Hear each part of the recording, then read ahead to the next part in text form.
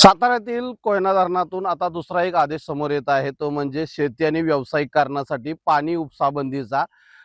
सांगली पाटबंधारे विभागाने आदेश काढल्यानंतर आता कोयना धरण व्यवस्थापनानेही कोयना नदीवरील पाणी उपसा करण्यासाठी बंदी केलेली आहे. जे 1050 क्युसेस कोयना धरणातून सोडण्यात येत आहे, ते सातारा सांगली जिल्ह्यातील शेतकऱ्यांसाठी आणि व्यावसायिक करण्यासाठी वापर केला जाऊ नये असं या आदेशात म्हटलेलं आहे. केवळ पाणी पिण्यासाठी या ठिकाणी याचा वापर करण्याचा आदेश म्हटलेला आहे.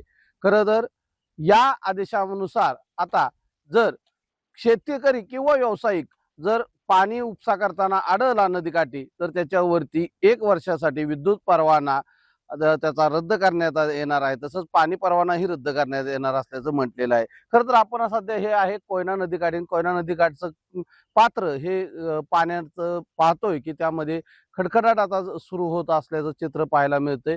पाणी पातळी कमी होते. 1050 क्युसेस पाणी सोडलं असलं तरी या ठिकाणी हे पाण्याचं पात्र आपण पाहतो की कमी झालेलं आहे. एकंदरीत अशा पद्धतीनं जर पाणी दिवसेंदिवस कमी व्हायला लागलं तर ही परिस्थिती चिंताजनक आहे. कोयना धरणामध्ये आज 10.23 टीएमसी एवढाच पाणीसाठा उपयुक्त राहिलेला आहे.